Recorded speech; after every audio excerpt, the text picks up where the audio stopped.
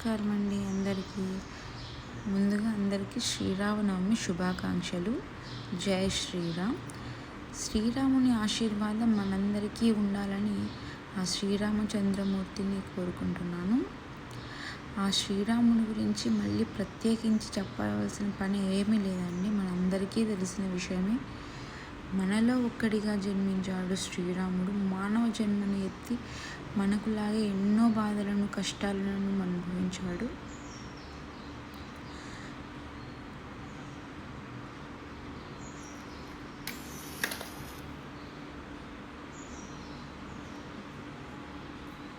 మరి ఈరోజు అయితే నేను ముందుగా గణపతి పూజను దీపాలను వెలిగించుకొని గణపతి పూజను అయితే చేసుకున్నాను. గణపతి పూజ అయిన తర్వాత శ్రీరామచంద్రమూర్తిని ఆరాధించాను.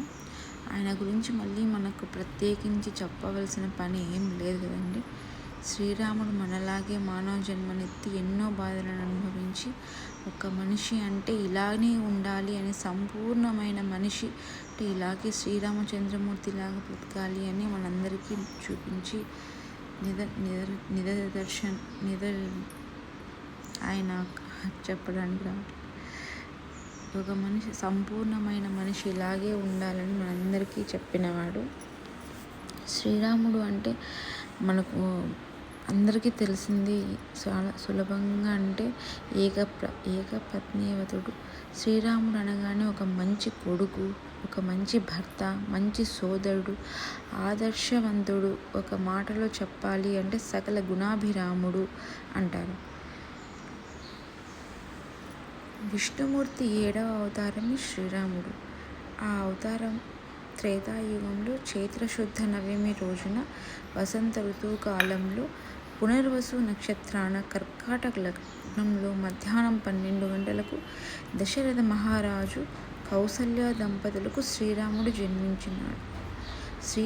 జన్మించాడు కాబట్టే దీనిని శ్రీరామ నవమిగా జరుపుకుంటాము. అంతేకాకుండా ఈ రోజున సీతారాముల కళ్యాణం కూడా జరిగిందని, పట్టాభిషేకం కూడా ఈ రోజునే జరిగిందని, ఈ మూడింటిని కలిపిన ఈ ప్రత్యేకమైన దినముని శ్రీరామ నవమిగా మనం జరుపుకుంటాం. ఈ 3 ఘడియలను ఒకే రోజునే జరుపుకుంటాం. అయితే ఈరోజు దేవాలయాల్లో సీతారాముల కళ్యాణం అంగరంగ వైభవంగా జరుపుకుంటారు.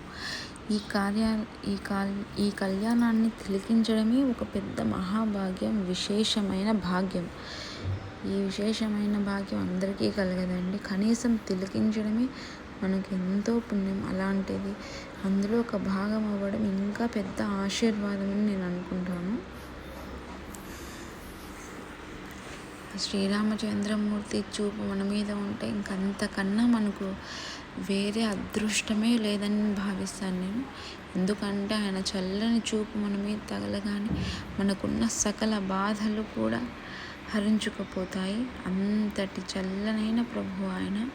అంతటి చల్లనైన ప్రభువు మనందరికీ ఆయన యొక్క ఆశీర్వాదాలు అందరికీ ఉండాలని నేను కోరుకుంటున్నాను. ఈరోజు అయితే శుక్రవారం నాన్న మనకి ఈ శ్రీరామనవమి రావడంతో ఇంకా బాగా అమ్మవారి పూజను కూడా జరుపుకోవచ్చు. అమ్మవారు అంటే మరెవరో కాదండి, ఆ సీతమ్మ తల్లి శ్రీ మహాలక్ష్మి అమ్మవారు.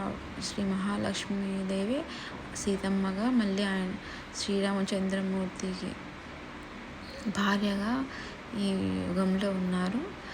కాబట్టి మనం ఈరోజు శుక్రవారం వచ్చింది కాబట్టి ముందు గణపతి పూజను అయితే చేసేసుకున్న తర్వాత అయ్యవారు సీతారాముల వారి పూజను అయితే మొదలు పెట్టేసుకొని ఆయన పూజనంతా అయిపోయిన తర్వాత అమ్మవారికి మనం కుంకుమార్చనను కూడా చేసేసుకోవాలి. చేసేసుకుంటే ఇంకా బాగా మంచిదండి మనకు. నేనైతే ముందు గణపతి పూజను చేసేసుకున్న తర్వాత శ్రీరామచంద్రమూర్తిని పూజను జరుపుకున్నాను. శ్రీరామచంద్రమూర్తి పూజన అయిన తర్వాత తండ్రి శ్రీ వెంకటేశ్వర, మన కలియుగ దైవమైన వెంకటేశ్వర స్వామి పూజను అయితే జరుపుకున్నాను. మనమైతే వెంకటేశ్వర స్వామి పూజ కలియుగ దైవం కాబట్టి వెంకటేశ్వర స్వామి పూజను చేసుకున్నాను నేను. అలాగే మనం నిత్య పూజను కూడా జరుపుకున్నాను. ఈరోజు సీతారాములకు తలంబ్రాలు, పట్టుబట్టలను సమర్పించడం చాలా విశేషం అంటారు. నా శక్తి కొద్దీ నేను దగ్గర ఉన్న నైవేద్యాలు, నా దగ్గర ఉన్న వస్త్రాలను స్వామివారికి సమర్పించుకున్నాను. మనమైతే ప్రత్యేకించి మనం గుడికి వెళ్ళి మనం తలంబ్రాలను అయితే ఇవ్వలేము కనుక మన ఇంట్లోనే మన శక్తి కొద్దీ నేను స్వామివారికి తలంబ్రాలను సమర్పించుకున్నాను. బట్టలను, నాకు తోచిన నైవేద్యాలను నేను సమర్పించుకున్నాను. అందరూ ఇలాగే చేసుకోవాలనేది ఏం లేదండి. ఎవరి శక్తి కొద్దీ వాళ్ళు, ఎవరి స్తోమత కొద్దీ వాళ్ళు, ఎవరికి నచ్చినట్టు వాళ్ళు జరుపుకోవచ్చు. ఆయన ఇలాగే ఉండాలి, అలాగే చేయాలనేది ఏం కోరుకోరు కదండి. మనకు మనసు నిండా భక్తి ఉంటే చాలు. ఒక తులసి దళాన్ని అర్పించినా కూడా ఆయన సంతోషిస్తారు.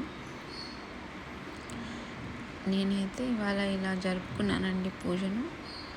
ఆయనకు ఇలా చిన్నగా దీపం పెట్టుకొని చలివిడి వడపప్పు పానకాన్ని నైవేద్యంగా సమర్పించుకొని ఆ శ్రీరామచంద్రమూర్తిని నేను మనసారా పూజించుకున్నాను.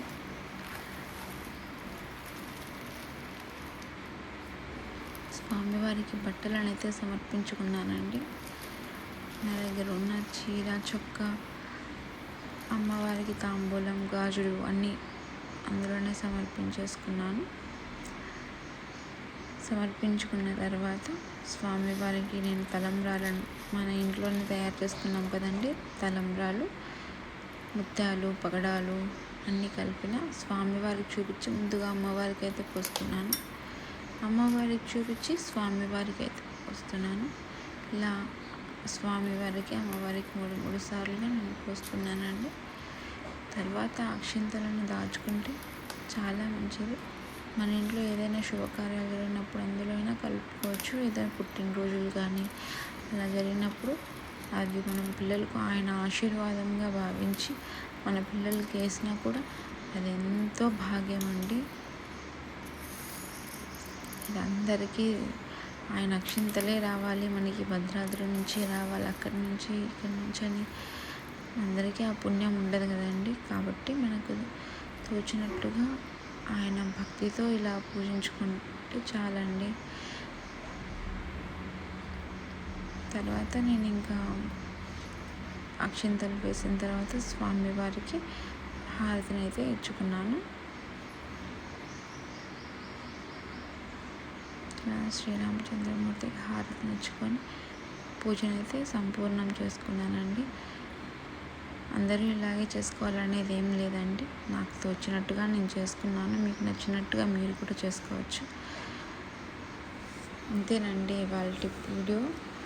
అందులో ఏమైనా నేను తప్పులు చేస్తున్నా, ఏదైనా తప్పుగా మాట్లాడి ఉన్నా దయచేసి నన్ను క్షమించండి. నాకు తెలిసినట్టుగా నాకు తెలిసింది నేను చెప్పాను. ఎవరైనా దీన్ని పెద్దవాళ్ళు చూసినా అది ఏదైనా తప్పులు ఉన్నా దయచేసి ఏవైనా వివరించండి. తప్పు ఏదైనా ఉంటే క్షమించాలి. అందరికీ శ్రీరామనవమి శుభాకాంక్షలు. మరొక్కసారి జై శ్రీరామ్.